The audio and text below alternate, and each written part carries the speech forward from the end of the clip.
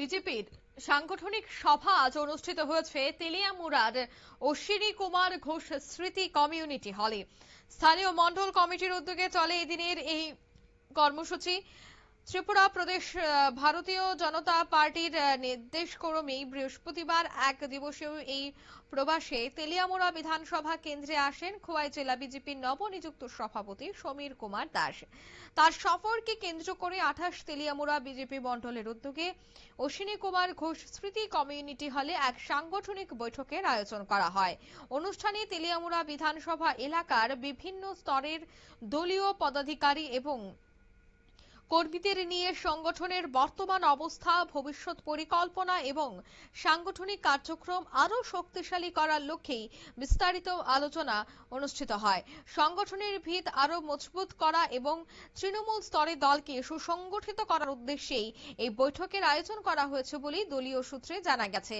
তবে এদিনের এই অনুষ্ঠান থেকে দেখা গেছে তেলিয়ামুড়া বিধানসভা কেন্দ্রের বিধায়ক তথা রাজ্য বিধানসভার মুখ্য সচিব কল্যাণী সাহারায়, খোয়াই জেলা বিজেপি সহ সভাপতি নীতিন কুমার সাহা, তেলিয়ামুড়া মণ্ডল সভাপতি অচিন্ত ভট্টাচার্য সহ জেলা এবং মণ্ডল স্তরের একাধিক নেতৃত্ব এবং বিপুল সংখ্যক দলীয় কর্মী সমর্থকরা উপস্থিত ছিলেন। এদিনের এই অনুষ্ঠান থেকে জেলা সভাপতি সমীর কুমার দাস কি বলছেন শোনাবো। নমস্কার।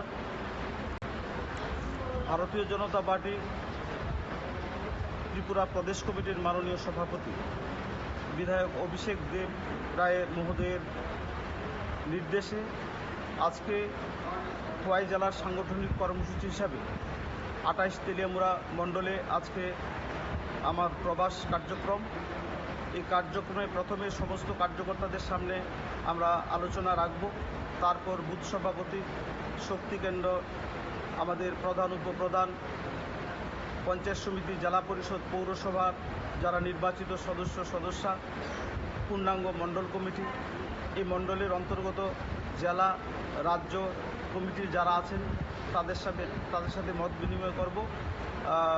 প্রায় রাত্র 7টা পর্যন্ত কার্যক্রম আছে, তারপর রাত্রি যাপন করব। পরের দিন সকালে কোনো একটা বুথে সেখানে চা চক্রে মিলিত হব, তারপর আমরা যাব।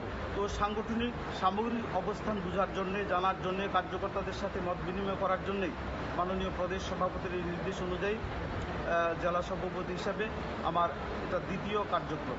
তো সংগঠনকে সশক্ত করবার জন্য এবং সরকার এবং সংগঠনের মধ্যে যে পারস্পরিক বোঝাপড়া তাকে আরও বেশি সশক্ত করবার লক্ষ্যেই এই প্রবাস কর্মসূচি।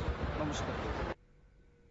আপনারা শুনলেন তাদের এই বক্তব্য। অর্থাৎ তারা কিন্তু সংগঠনকে মজবুত করতে আগামী দিনে কর্মী সমর্থকদের নিয়ে এগিয়ে চলতে এই দিনের এই কর্মসূচি। বৈঠক শেষে আগামী দিনের সাংগঠনিক কর্মসূচি আরো গতিশীল করে তোলার লক্ষ্যে একদিকে দিক নির্দেশনা দেওয়া হয় এবং বুথ ভিত্তিক সংগঠনকে আরো শক্তিশালী করার উপর বিশেষ গুরুত্ব আরোপ করা হয়। নিয়ে নিচ্ছি ছোট্ট একটি বিজ্ঞাপন বিরতি, সঙ্গে থাকুন।